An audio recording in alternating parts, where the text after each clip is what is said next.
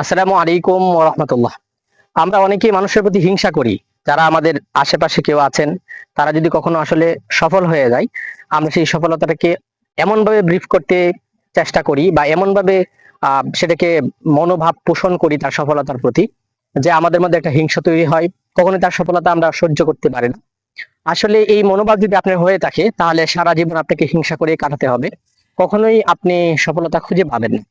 আর যদি হিংসাত্মক মনোভাব পরিহার করতে পারেন, আপনার আপন কেউ বা কাছের কেউ যদি সফল হয়, সেটাকে খুব মন থেকে উদযাপন করতে পারেন, তাকে সামনের দিকে এগিয়ে যাইতে আরো বেশি উৎসাহিত করেন, আরো বেশি আগ্রহ যোগান, এবং এই মানসিকতার সাথে সাথে আপনি নিজেও সফল হবেন সেই নিয়তটুকু রাখেন এবং চেষ্টাটুকু করেন, তাহলে অবশ্যই হয়তো আপনি একদিন না একদিন সফলতা পাবেন।